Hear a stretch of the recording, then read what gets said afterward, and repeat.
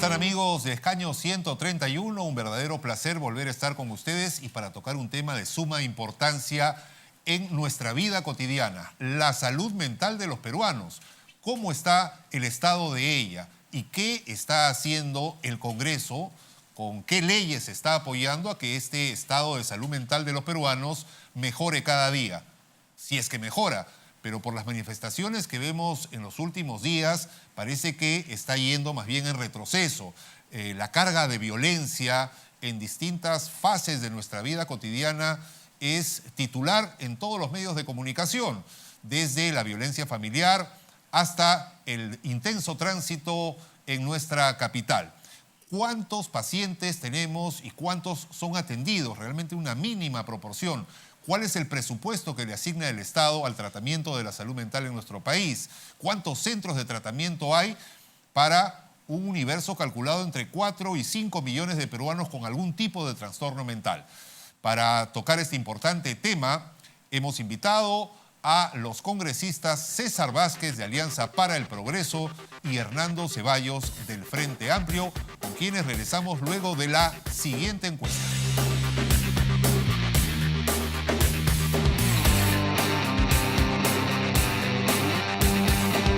¿Usted cree que existe una política de Estado preventiva o recuperativa respecto a los problemas de salud mental? En nuestro país no tenemos una política de Estado.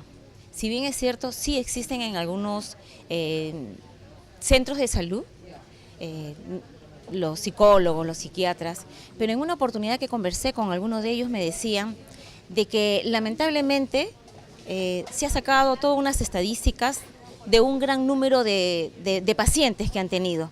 Pero de eso no se trata. Se trata de que a estos pacientes se les cite continuamente y no cada 2 meses para poder solucionar el problema que a ellos en ese momento están pasando.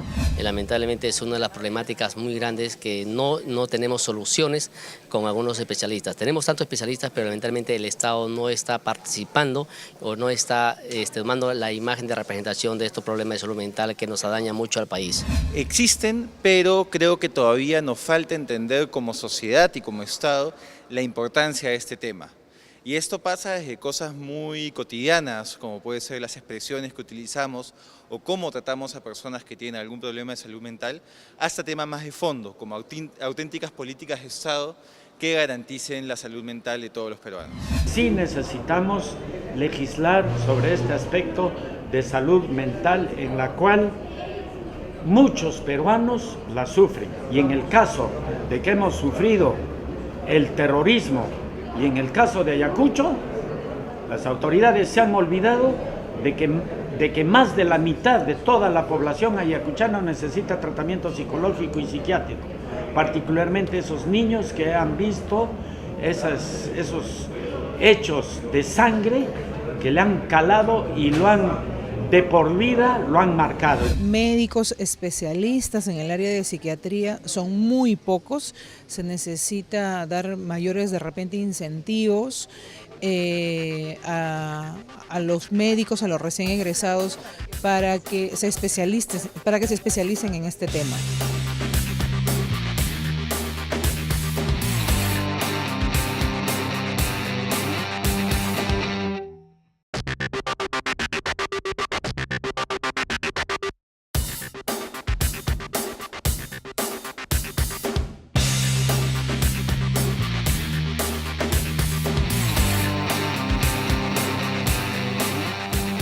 En efecto, amigos de Escaño 131, cifras que preocupan y que lamentablemente vemos que día a día se van materializando en hechos que terminan probablemente en una tragedia. Estos casos de violencia familiar al extremo que hemos visto en los últimos días dan cuenta precisamente de ello y vamos a tratar de analizar qué podemos hacer desde el Congreso para ir previniendo cada vez más prudentemente el estado de la salud mental en nuestro país. Contamos con la presencia de nuestros invitados, el doctor César Vázquez, presidente de la Comisión de Salud, además de Alianza para el Progreso, y el doctor Hernando Ceballos del Frente Amplio. Bienvenidos.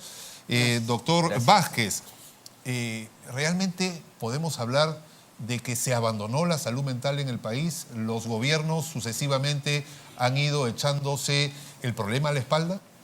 Sí, yo creo que sí, no hay una política clara de salud pública como Estado en este país, y ahí están los resultados. Pues no hay intervención en los niveles tempranos donde deberían tener en la etapa de vida de una persona, no hay trabajo preventivo en los colegios, en la misma comunidad, y ahora con el mundo globalizado en que vivimos, donde nuestros niños están formados dentro de los mismos programas televisivos, dibujos animados que incitan a la violencia, hogares disfuncionales, todo un caldo de cultivo para que estos tipos de problemas psicológicos, psiquiátricos, se desarrollen con absoluta facilidad. 94,5 millones de soles de presupuesto para este año. Realmente, si lo No es dividimos entre los 30 millones de peruanos... Absolutamente nada, es 0.05% del total. Ni siquiera la mitad de un punto del porcentual. 3 soles por peruano, ¿no es Imagínense, cierto? ¿qué se En puede hacer prevenir, con eso? no Así en es. curar lo que ya existe, No, en sino prevenir. solamente en labor de prevención. Y ya que tocaba usted el tema desde el nacimiento, y usted que es pediatra, doctor, ¿realmente podemos ir previniendo desde lo que comentábamos, esta primera cifra que es el Apgar, cuando nace un niño? ¿Cómo nace, en qué situación puede condicionar su salud mental? Bueno, en primer lugar, la detección de algún tipo de anormalidad en el bebé se da desde que se realiza una ecografía.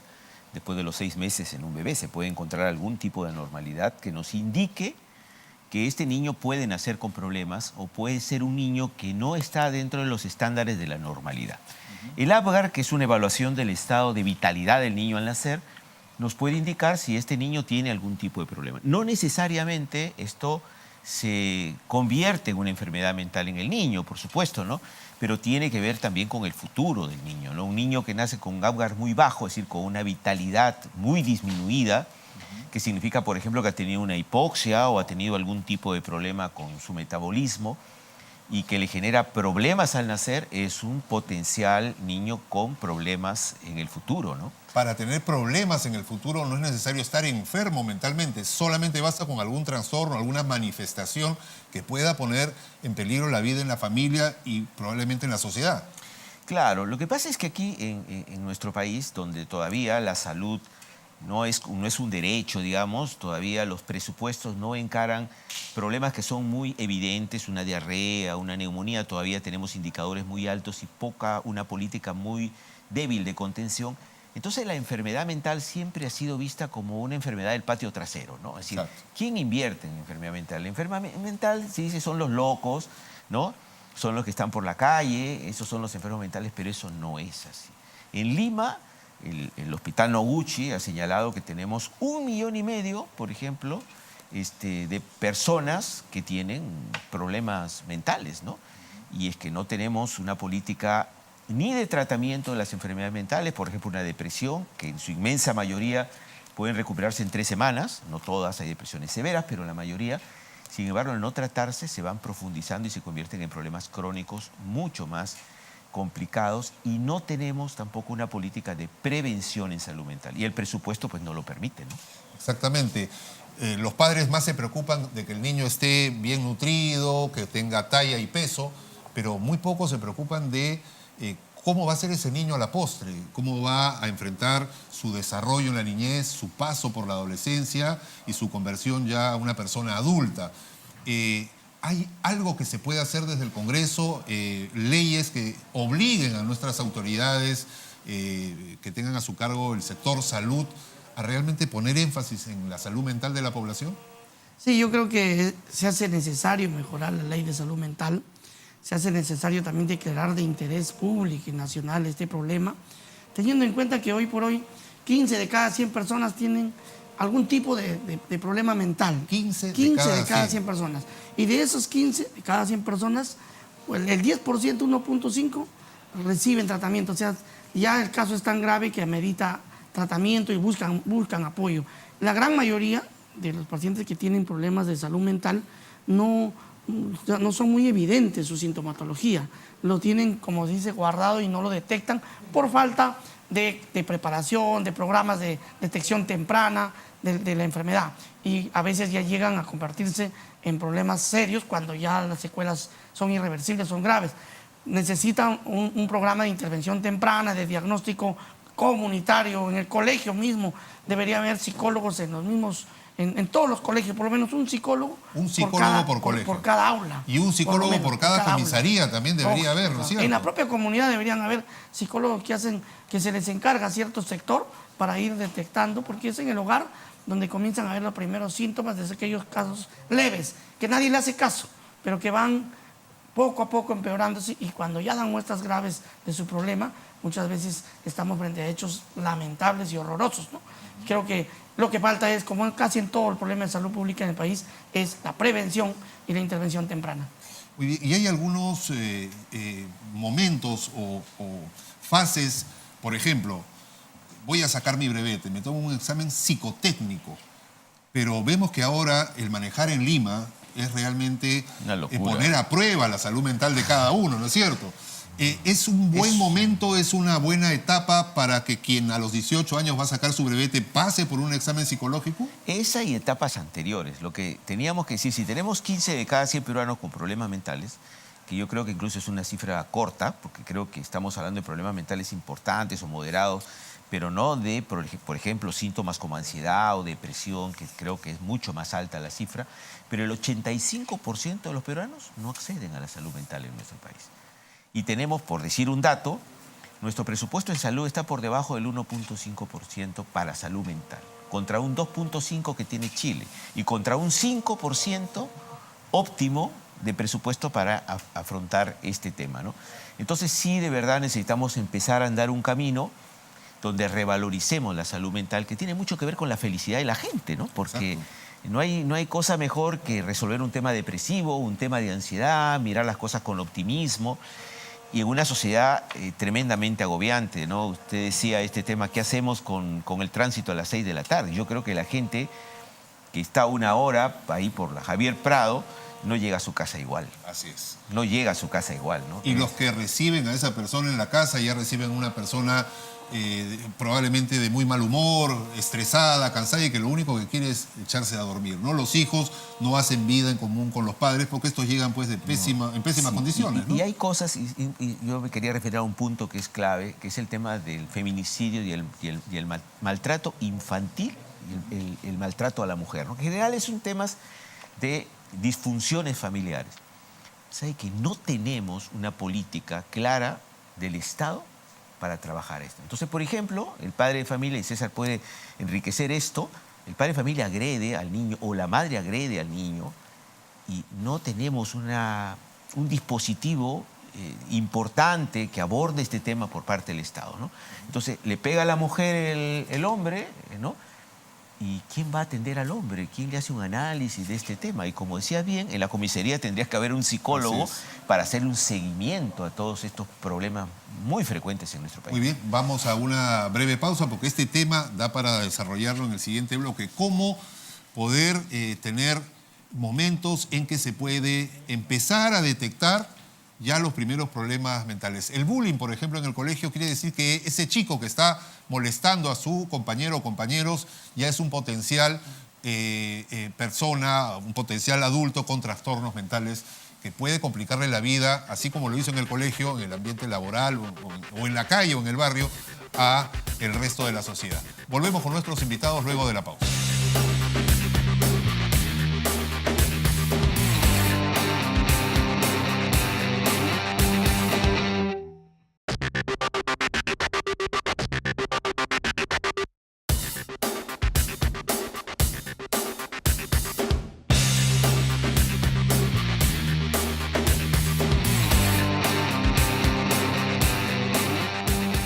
Amigos de Escaño 131, continuamos con nuestros invitados, los congresistas César Vázquez y Hernando Ceballos. Congresista, quedó pendiente el tema del bullying. ¿Es un buen punto de partida, si es que se le puede denominar buen punto de partida a este hecho lamentable que se presenta cada vez más en los colegios, como para determinar que este chico es un potencial adulto con algún trauma o con alguna patología mental? Claro, ¿no? Es un signo de alarma evidente, ¿no? Porque creo que nadie en su sano juicio puede disfrutar haciendo sufrir a otro ser humano, ¿no? Entonces, cuando uno ya goza del dolor ajeno, ¿o no? de la sensibilidad ajena, obviamente ya está teniendo un trastorno en su manejo emocional y que debería ser inmediatamente abordado por los profesionales, ¿no? Y eso debería estar ya como parte del trabajo que se haga en los colegios ¿Y también. hay data sobre esto? Porque un chico al cual yo le acumulo desde los 6, 7 años este tipo de problemas en la adolescencia, papeletas por manejo agresivo cuando se convierte en mayor de edad, ya es una persona a la cual el Estado la tiene chequeada y sabe que es probablemente un futuro agresor de su esposa en casa. No hay un registro, pues debería haber un registro tipo acumulativo, de un puntaje ya negativo que lo va convirtiendo cada vez ya en una persona de potencial peligro para hacer una enfermedad grave y terminar en hechos que después todos lamentan y causa asombro, ¿no? De violencia. Debería haber ese tipo de registros desde el Estado ya para identificar a este tipo de personas, porque en este mundo de sobrevivencia, porque hoy ya no se vive, hoy se sobrevive, ¿no? Ante tanta carencia, los padres abandonan más a los hijos por ir a trabajar, por dedicarse a sus cosas. Los hijos se crían en casa viendo programas de televisión llenos de violencia, de programas que pueden aparecer de dibujos animados infantiles, pero que en esencia motivan siempre a la violencia. Con todo ese medio, yo creo que la criatura tiene todos los potenciales favorables para desarrollar esa conducta negativa que termina siendo patológica, ¿no? Debe ser identificada a tiempo e intervenida oportunamente. Este gran caldo de cultivo tiene muchos ingredientes, desde los que se traen de la cuna hasta los que vienen de la sociedad y el seno familiar, ¿no es cierto? Claro, incluso por eso es importante el diagnóstico temprano. Por ejemplo, en los recién nacidos, el poder detectar en un niño irritable una determinada tendencia a desarrollar una patología, y en otro, por ejemplo, que es bastante frecuente, los niños apáticos, indiferentes, que puede ser un niño autista y que se diagnostica desde que el niño nace con algunos signos, ¿no? Dificultad para succionar, poca afectividad, poca relación con el medio ambiente. Y cuando no se hace este diagnóstico, imagínese usted que hay un porcentaje altísimo de partos no institucionales todavía en nuestro país. En la zona de la sierra están en el 20-30% todavía, y muchas veces no atendido por personal especializado estos partos. Entonces se escapan estos diagnósticos. Y esto genera una relación familiar entre la madre y el padre y el bebé absolutamente conflictiva, donde se reprime al bebé, donde se lo hostiliza con la imagen estereotipada que además los medios muchas veces nos venden de cómo tiene que ser un niño, ¿no? Y entonces esto es porque de verdad todavía somos una sociedad que este tipo de cosas, de manifestaciones en los niños que tampoco se evidencian muchas veces en la escuela, porque los profesores no están capacitados muchas veces para diagnosticar esto, hacen de que tengamos después ciudadanos con enorme cantidad de problemas. Muchos de estos casos terribles de el esposo que intenta meterle un taladro al ojo a la señora, o el que terminó muriendo por incendiar la peluquería en Tarapoto donde vivía o donde trabajaba su expareja, podrían haberse evitado si tuviéramos una legislación transversal en donde todos aporten información, desde el pediatra al momento de nacer el niño, la comisaría, si es que hay algún hecho, el serenazgo, el colegio con la dirección y el psicólogo que debería haber en todo colegio. ¿Es posible legislar de esta manera transversal para que todos aporten a una historia clínica única? Es posible legislar y es posible también cumplir lo que está legislado. Por ejemplo, cuando habla de legislar, hay un proyecto que está en marcha, que es el incorporar al Sistema Nacional de Prevención de los Feminicidios al Ministerio de Salud. Porque mucha gente que es golpeada, por ejemplo, en su casa, niños, madres, llegan al Ministerio de Salud, pero no son registrados como tales, ¿no? Como maltrato. Y no son entonces seguidos muchas veces por un especialista o por un psiquiatra o un psicólogo. Un asistente social, por lo menos, ¿no? Entonces va una vez, va 2 veces, va 3 veces y no se le hace un seguimiento hasta que de pronto pasa lo que pasa, ¿no? Daños realmente serios, muy graves. Y bueno, esto tiene que ver no solamente con legislar, sino además con que nuestros servicios de salud tengan pues la capacidad de poder resolver. Tenemos solo 750 psiquiatras en nuestro país, de los cuales el 70% está concentrado en Lima. Es decir, tenemos regiones íntegras donde no existe un solo psiquiatra. Y mucha automedicación también, ¿no? Y tenemos un mercado informal acá muy cerca del Congreso, en donde uno puede conseguir la pastilla o el medicamento que mejor le parezca sin receta médica. Sí, falta de control, ¿no? Porque la norma y la ley es clara que ese tipo de medicamentos deben venderse exclusivamente bajo receta médica, pero... Sin embargo, las peperas las consiguen facilito, ¿no? Esto es increíble. Lo grave, además de la falta de profesionales, ¿no? Porque no tenemos ni siquiera, por ejemplo, psicólogos en todos los establecimientos de salud. Ni siquiera los puestos de salud 1, 2 tienen un psicólogo para hacer labor preventiva. Lo grave es que tampoco se garantiza la presencia de medicamentos por parte del Estado. No hay acceso a los medicamentos, mucho menos pues a los profesionales, como ya lo dijo mi colega, no existen en la cantidad suficiente en el país. 21 centros, me decía el doctor Ceballos, 21 centros de salud comunitarios, simplemente para todo el Perú y para todo este universo que estamos calculando en 4 millones de peruanos, ¿no es así? Así es. Con solo 150 profesionales de la salud. Es que ahora se entiende que la política no es pues, hospitalizar a los pacientes, ¿no? Sino tratarlos en la comunidad, con centros especializados que interactúen con el medio ambiente. Y de estos 4 millones con ese tratamiento ambulatorio, el 90% podría superar su problema. Claro, podría superarlo. Sin embargo, tenemos centros que en realidad son albergues, donde si la Defensoría del Pueblo ha detectado que más de 1000 pacientes en distintos centros no reciben la atención que deberían recibir muchas veces, ¿no? Y sobre esto se ve más evidente en provincias, que en realidad son centros implementados sin las garantías suficientes, ¿no? Para el tratamiento de pacientes mentales. ¿A cuánto debería aumentar el presupuesto para el 2018? Como presidente de la Comisión de Salud, inmediatamente hablar con el presidente de la Comisión de Presupuesto para poder, no sé, duplicar, triplicar esta cifra. Mire, el sector salud por sí está con un presupuesto insuficiente. El CIS está quebrado, ¿eh? El presidente ofreció aumentar al sector salud 0.5% del PBI anual, que es cerca de 3.000 millones de soles al año, para que en 5 años podamos llegar al nivel promedio de la región de Sudamérica, ¿no? Estamos graves ya en general como salud. ¿Cómo no va a estar quebrado el CIS si hay 3.000 hombres que han dado a luz, ¿no es cierto? No, eso es otro tema que creo que no va por ahí, pero bueno. Pero volviendo, debería investigarse. Debería investigarse. Sí. Y el ministerio tiene la obligación de debería investigarse respuesta. porque si se ha pagado esos diagnósticos absurdos, el único responsable es el CIS, no el médico, no el trabajador del hospital que da la cara al paciente, sino el CIS por no haber auditado bien esas fichas que pueden haber sido llenadas erróneamente por el digitador o de repente malintencionadamente, pero que debió frenarlo antes de pagarlo. Uno se puede pasar, pero miles de casos. No se puede. Definitivamente. Algo está fallando ahí en el sistema administrativo del CIS y es importante no solo que lo diga un funcionario del CIS, sino que el Ministerio de Salud señale claramente qué ha pasado, ¿no? ¿Los pacientes de salud mental pueden encontrar apoyo en el CIS o simplemente se trata para temas orgánicos, digamos? En el papel nomás.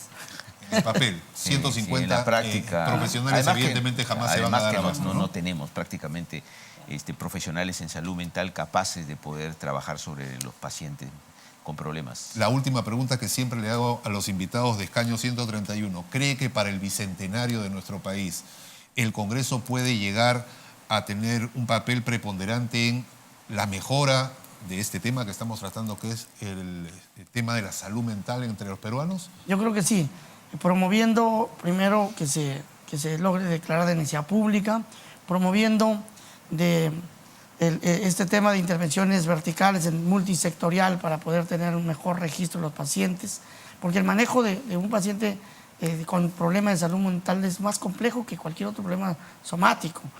Por ejemplo, si normalmente un médico atiende 4 pacientes por hora, según los estándares, en psiquiatría pues se puede demorar en un paciente 2 horas, claro, o 3 horas, porque necesita una atención personalizada. Entonces hay que cambiar esas normas, hay que dar, por ejemplo, leyes que faculten a que los familiares directos o responsables de los pacientes que tienen problemas de salud mental tengan facilidades en el trabajo, tengan horas como la lactancia materna para los niños, que pueden permitirles de repente estar más cerca y darle soporte emocional y fiscalizar el tratamiento, porque uno de los problemas principales y que hacen más difícil el manejo de un problema con salud mental, el paciente no acepta generalmente su enfermedad y se rehúsa a tomar su tratamiento, y tiene que haber una persona responsable de que garantice la toma de la medicación o garantice el control y la asistencia al Muy bien, profesional. como lo ha dicho el doctor Vázquez, el tener un enfermo en casa es que toda la familia prácticamente deje de hacer algo